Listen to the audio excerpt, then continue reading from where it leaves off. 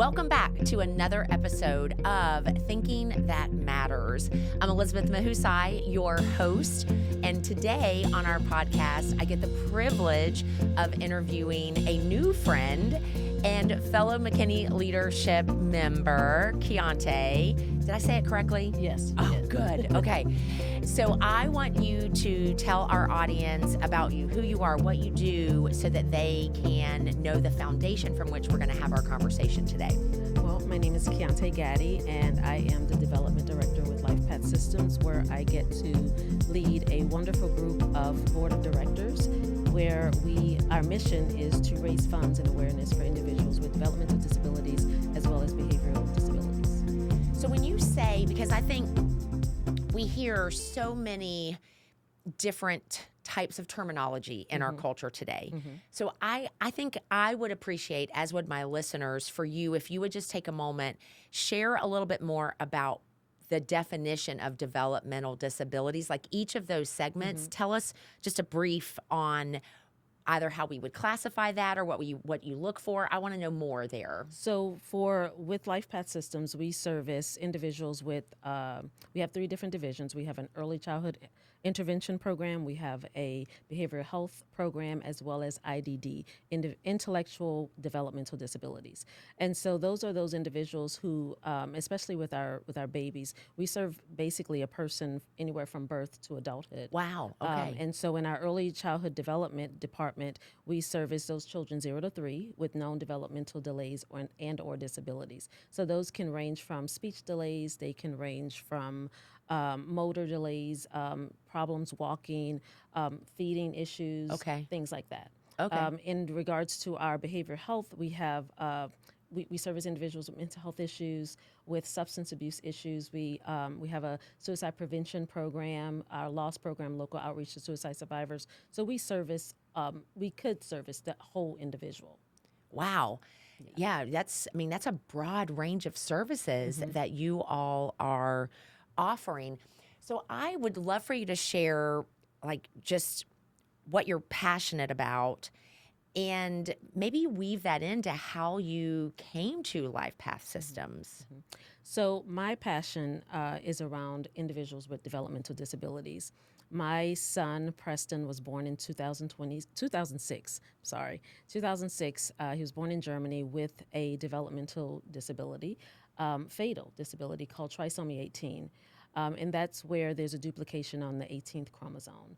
And it could affect all the cells, some or all of the cells. And so Preston lived a wonderful 14 months. Wow. And in that time, I met a service coordinator that worked in early childhood intervention, which is one of the departments we have at LifePath. I met a wonderful service coordinator named Art Hall, who's no longer with us, in Colorado Springs at that time. And he just, looked at me and thought, wow, we could really utilize your services. And at that time, I was not working because I had thought, well, I'm just, going to devote my time to Preston. And that's what I'm going to do. My first job was in community mental health, but it kind of took a turn after I had Preston. And I just thought, this is what I'm going to do. I'm going to, devote my career to just doing the work to serve other people and other families that were affected by something that affected me. Yes. So you said that Preston lived for 14 months. And, I have a best friend who's no longer living, but she lost her first child. Her first child died at the age of 8. And so having journeyed with her in the death of a child, I don't want to step over the fact that you've experienced that grief. What was that? What do you believe helped you to move through that? Because it's a journey to experience that. So tell us a little bit about that. Definitely my faith helped. Lots of prayer, lots of connection to community, to people around me. We were surrounded by wonderful people, from medical professionals to case managers within the early childhood intervention program. He was born in Germany, and they just wrapped us around with services. People just coming out of the woodworks, to be honest, that was just wrapping us around with so many different services. And I think that helped us, but most importantly, it was my faith, just prayer and and talking to people, mentors who just kind of helped me stay in that space because it's easy to get out of that.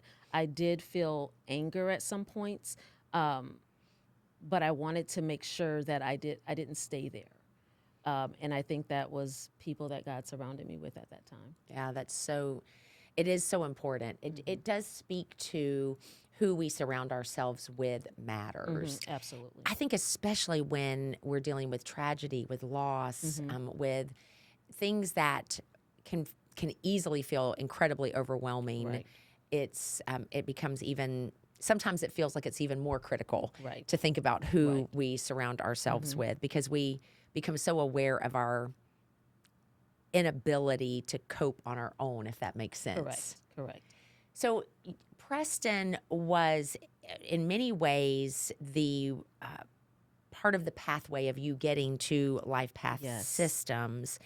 And how long have you been with LifePath? I've been with LifePath for 8 years now. Okay. Yeah, just turned 8 years in September. Wow, that's And amazing. before that, I was with the center in Colorado Springs called the Resource Exchange for 7 years doing early intervention. So you've really been doing this a long time.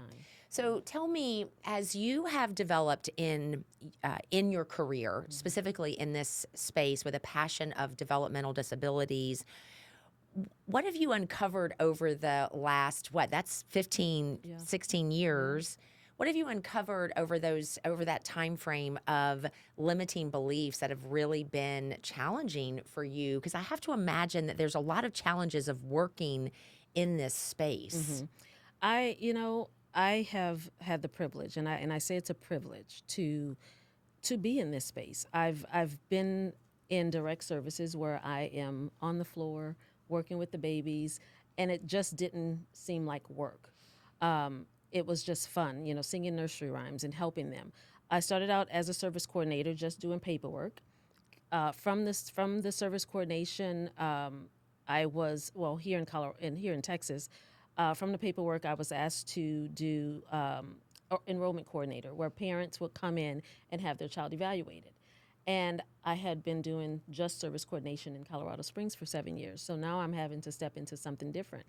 And I never really say no to an opportunity. I'm thinking, let me just see where this takes me, because I do believe that in my faith that I believe that it's a stepping stone, and God placed me here, and so I'm gonna try it. And so even through fear. And so I thought, okay, enrollment coordinator, I can do that. I did that for 2 years, or about a year and a half. And it was wonderful. And from that, some leadership said, okay, we're going to ask you to do direct services, which I had never done. And it was called specialized skills training. And I'm thinking, okay, I had to get some more training, but I went into that fearful because I thought I had not done that before. I was okay doing paperwork, talking to families one-on-one like this, and developing a plan and kind of coordinating their services, but not actually doing the services. But I also think that that's a part of God just moving me into, or showing me and equipping me, that those limiting beliefs that you do have, that you're not enough, that you can't do this, these were these opportunities that He's showing me that I could. And so I'm doing services. I'm, in people's homes on the floor playing with the babies. And I just relish in that moment, because it's in those moments, because it's something that I never thought that I could do. And some people could honestly maybe look down on that. I never do. I think it was so important. And I think back to the people that were on my floor working with Preston. Yeah. And it's just amazing, because it's like, even though I'm here, I mean, he had feeding therapists, he had speech therapists, occupational therapists, early intervention therapists. He had all those people. And now I'm doing that for another family. And I think I just felt like it was full circle.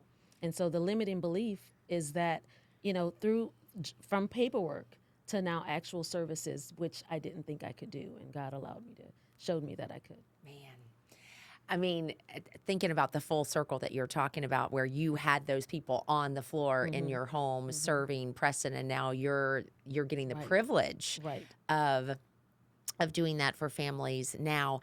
How would you say that the difficulty of going through that experience with Preston, in what ways did it help you develop empathy for the people that you serve? Oh my goodness.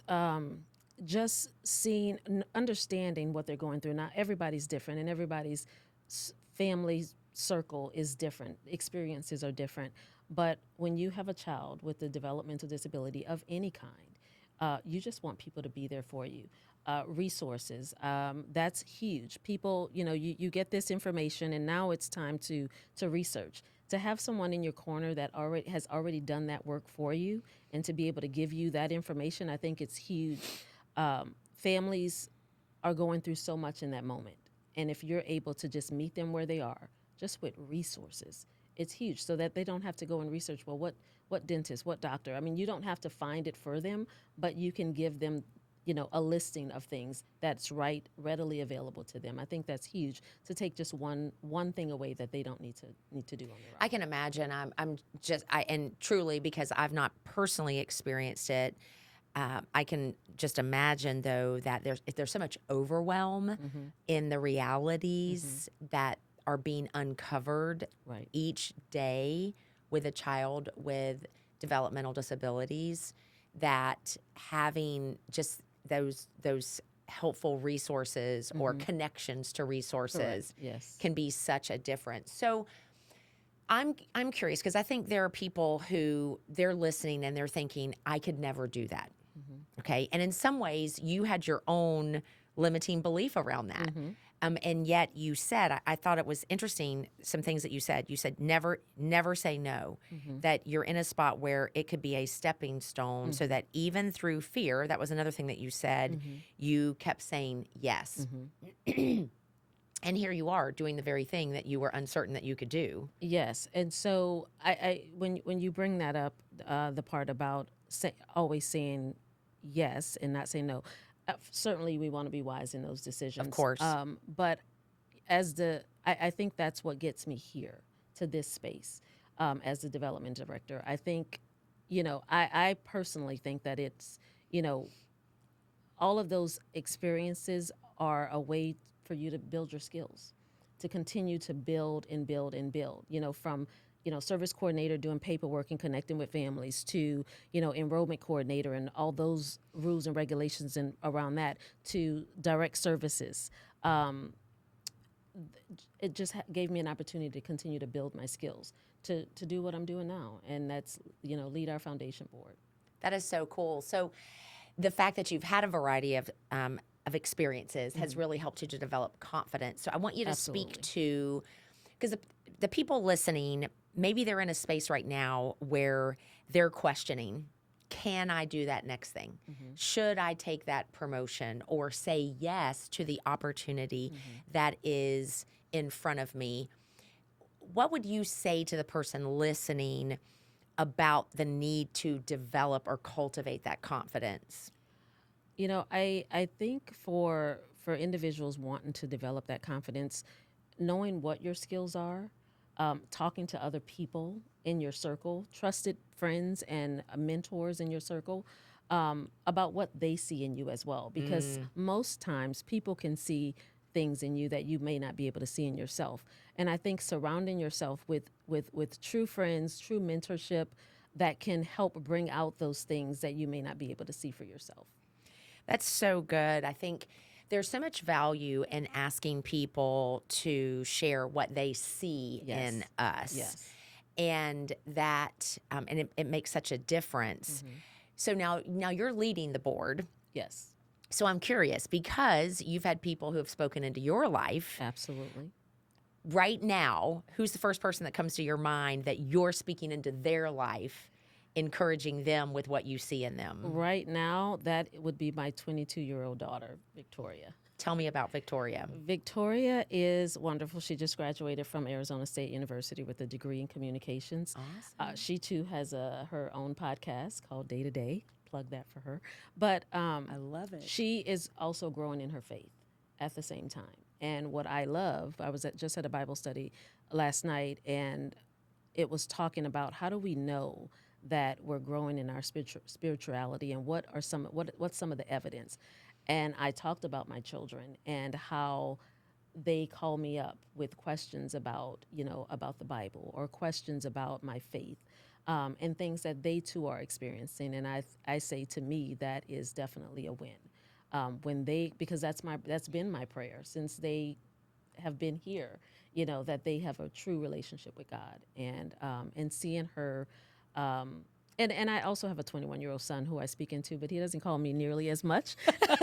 But she, she has a life group, and she is serving at her church in Arizona, and she's having these questions, and I'm able to pour into her, to me, that's amazing. I love that. I love that. Well, I've raised two sons, and it's interesting. The older one is normally the one who will call me and ask, "How was my day? How has my week been?" Yes. And it is, and we're able to have that level of conversation, Yes. which is so incredibly Rewarding.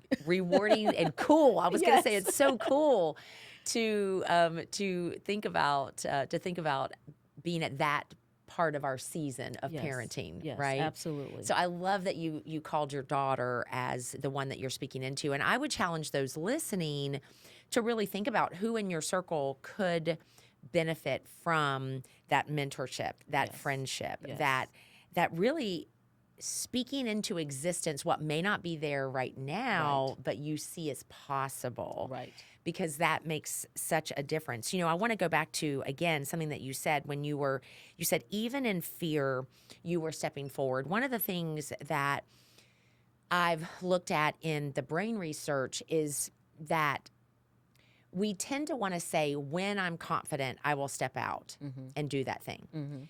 But the challenge is that confidence rarely comes before our doing something. And something that I say is that courage precedes confidence, because we need to take the step, and then we can look back and go, hey, I can do this director of services because I did that. Right. And they become confidence anchors in our life. What have been, if you had to highlight for our audience some key confidence anchors, things that you can look back and go, because I did that, I'm empowered to take that step, even in fear, to advance or to grow in my journey. Yes, absolutely. I think for the three roles that I talked about, there one role, working in early intervention, but in that department, having those three roles and just really not knowing, what they would look like and how I would succeed in any of those, but being able to move to the next step. There was another role I had within LifePath, was program administrator for disaster behavioral health, which was very different than anything I had ever done. Having that role and just having the courage to even apply, because I had told a friend to apply for that job, and they did and got the job, but some logistically some things didn't work out, and they said, well, I'm curious, why didn't you apply? And I began to think, it was, again, some limiting beliefs that I didn't have enough maybe credentials or skills, and that other people did. So I kind of told them about the job. And because I believe in the place that I work, I want to have good people working next to me, because I think that's important. But I did apply, was able to get that job, and just really confident about, well, there was lacking confidence, but after I received that particular position, when this role came up, I thought, well, I should try for this one, because I really, I was really close with the person in this role before that, and I thought, this is something I would really want to do. I believe one of my strongest assets is connecting with people and building relationships. And so that's what we do all day in this role. Is build relationships and connect with people, or connect with people to build the relationships, absolutely. right? I love that. And the whole idea of, again, you were able to look back and go, I did apply, I got it, and why wouldn't I apply? Why not? Why not you? Right. So that's a great, just a great takeaway from that space. So in this role, what would you say, in the role that you're in now, what would you say have been some of the key even if you just gave one or two that have caused you to go, can I do it? Because you've said on a couple of occasions that limiting belief, that I'm going to call it the pesky limiting belief of am I enough or am I capable? I think all of us, the people listening to this podcast, struggle with that in some form or fashion.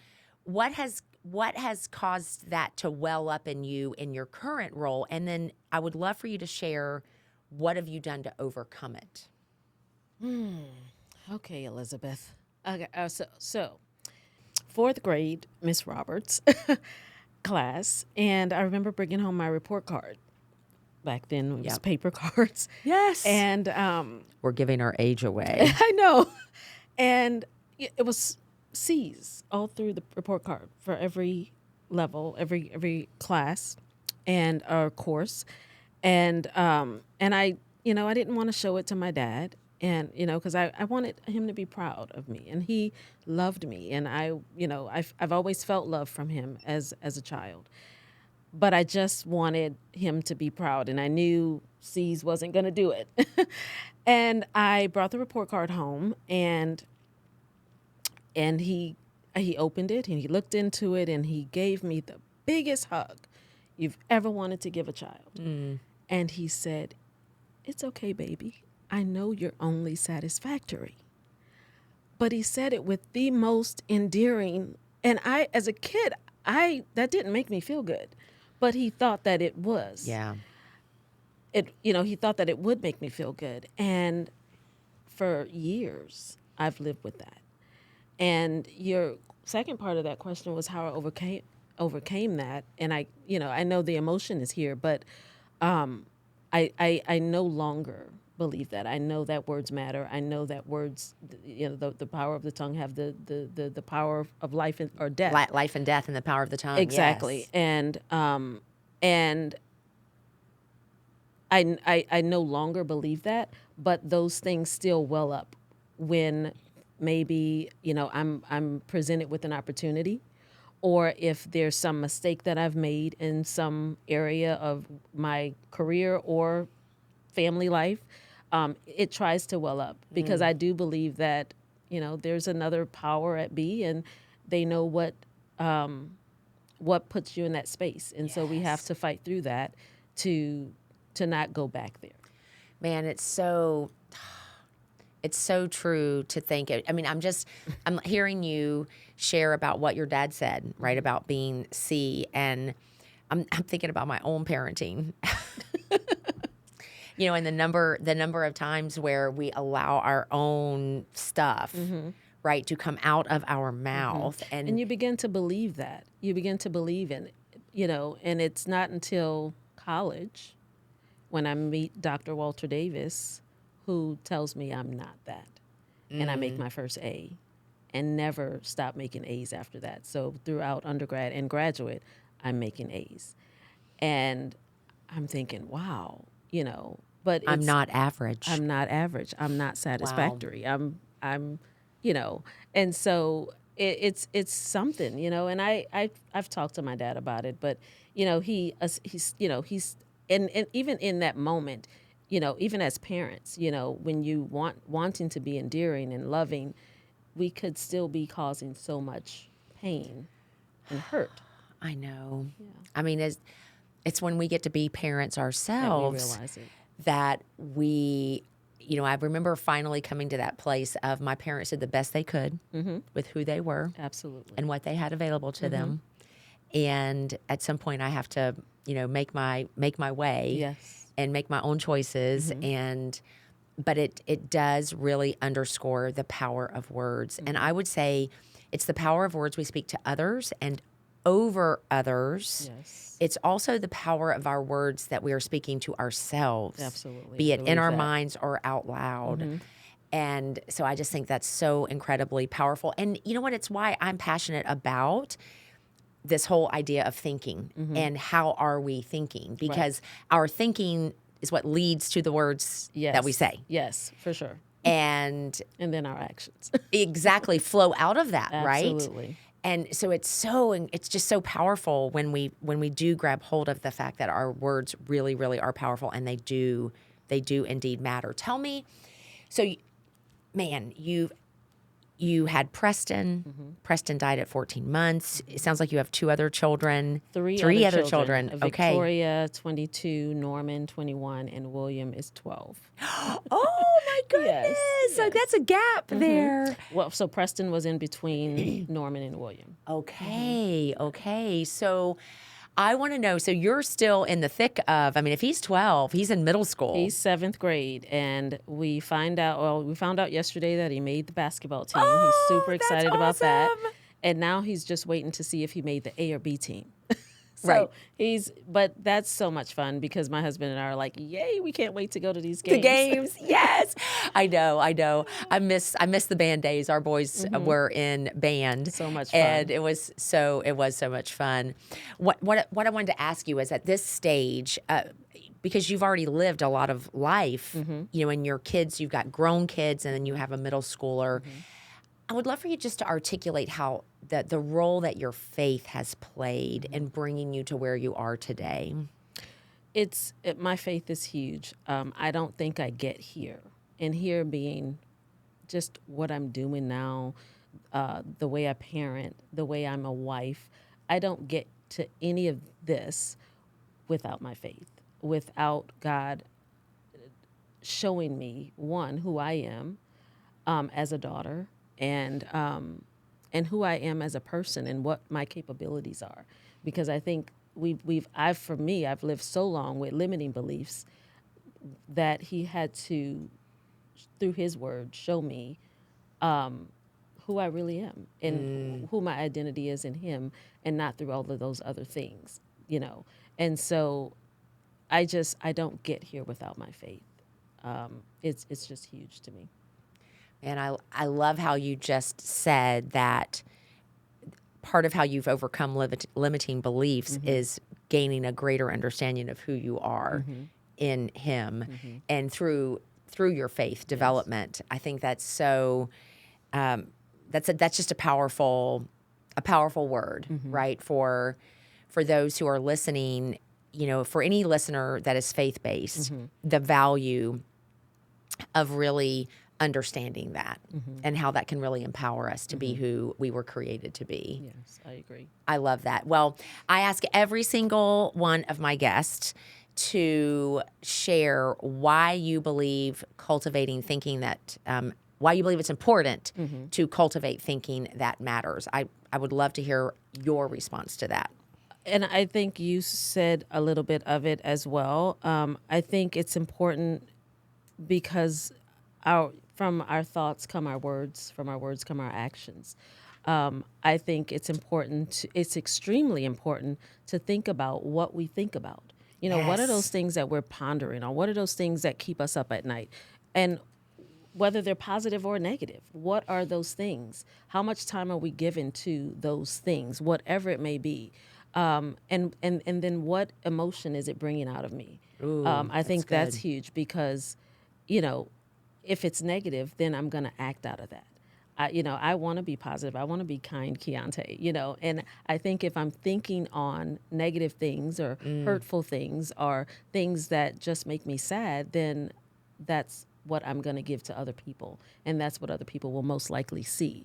And so I think it's thinking about what we think about, what we give the most energy to, I think is so important. Who are you feeding? Yes. You know, that whole concept of, are we feeding the wolf? Yes, And absolutely. Man, that is so, I love the way that you articulated that.